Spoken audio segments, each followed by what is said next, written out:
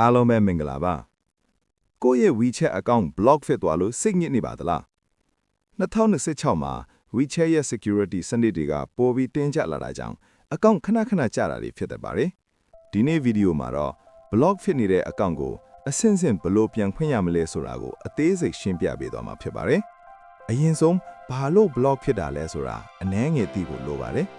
အထူးကတော့ VPN ကိုတောက်လျှောက်ဖွင့်ပြီးသုံးတာ WeChat group အများကြီးထဲမှာဝင်တာတတ်မှတ်ချက်နဲ့မကိုက်ညီတဲ့ဗီဒီယိုပုံတွေပို့တာတရက်ထဲမှာပဲတငယ်ချင်းအများကြီးလက်ခံတာတွေကြောင့်အများဆုံး block ဖြစ်တတ်ပါတယ်ဟုတ်ကဲ့ဒါဆို block ကျသွားတဲ့ account ကိုဘယ်လိုဆက်ရမလဲဆိုတော့ကျွန်တော်ဒီမှာ password လဲမိတ်နေပြီး block ကျထားတဲ့ account နဲ့ပြန်ဖွင့်ပြသွားပါမယ်ဒီ account ကတော့ Gmail နဲ့ link လုပ်ထားတဲ့အတွက် Gmail ထဲဝင်ပြီး password အရင်ပြောင်းယူပါမယ် unavailable to login ကိုနှိပ်မယ် password တိတူကဒီအဆင့်ကျော်သွားလို့ရပါတယ် yes ကိုနှိပ် login to email ကိုနှိပ်ကိုယ့်ရဲ့ Gmail ကိုတွားပြီး password ပြောင်းပါမယ်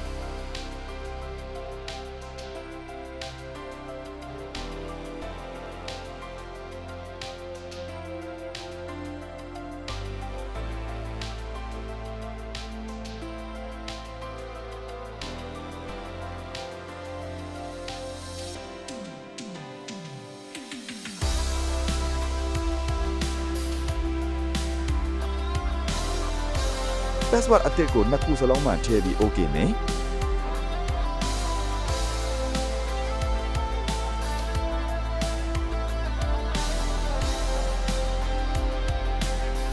password ပြောင်းထားတဲ့ဟာနဲ့ WeChat ရဲ့ login ပြောင်းဝင်ပါမယ်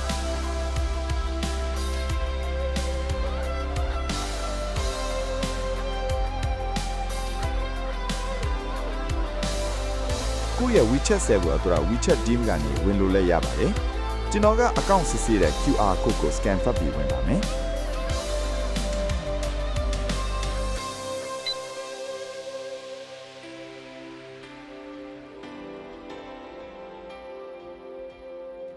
remove restriction ကိုနှိပ်ပါမယ်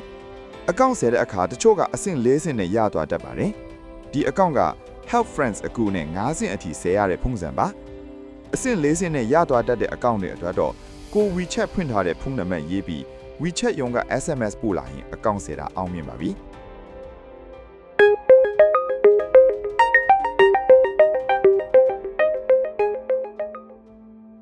ဒီလိုအဆင့်ကားဆင့်မှာဆိုရင်တော့ကြိုက်တဲ့ဖုန်းနံပါတ်ထည့်လို့ရပါတယ် WeChat ရုံးကပို့လာတဲ့ SMS ဒါမှမဟုတ် voice call ကိုတေချာရေးမှပြီးရေးပါဒါဆိုဒုတိယအဆင့်အောင်မြင်ပါပြီပြီးရင်ကိုယ့်ကိုကူမဲ့တငယ်ချင်း account ဖုန်းနံပါတ်ရိုက်ထည့်ရပါမယ်တငယ်ချင်းရဲ့ account ကဟောင်ပေါင်းဖွင့်ထားတဲ့တက်တန်း3လရှိသူဖြစ်ရပြီးတငယ်ချင်းတက်တန်း6လရှိသူထည့်ရပါမယ်တငယ်ချင်းရဲ့ဖုန်းနံပါတ်ပို့တေကြအောင်ဒီလိုနည်းနဲ့ပြန်သွားကြည့်ပါ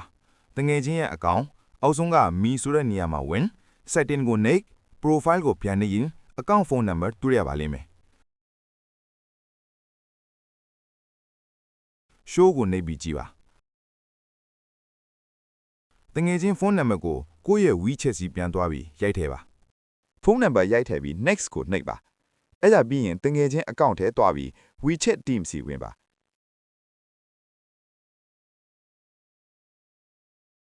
ကောင်းနှိပ်ပါ help friend unblock ဆိုတာကိုနှိပ်ပါ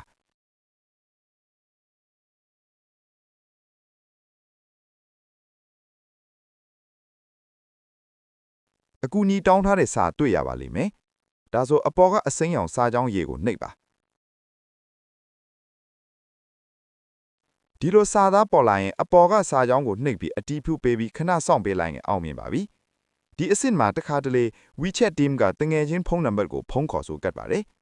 ဒါဆိုကိုယ့်ရဲ့ဖုန်းစီပြန်သွားပါမယ်ဒီအောက်မှာ verify ဆိုတာပြလာပါလိမ့်မယ် done ကိုနှိပ်လိုက်ရင် account ဆယ်တာအောင်မြင်ပါပြီအဆင်မပြေတာရှိရင် comment မှာရေးခဲ့နိုင်ပါတယ်ကျေးဇူးတင်ပါတယ်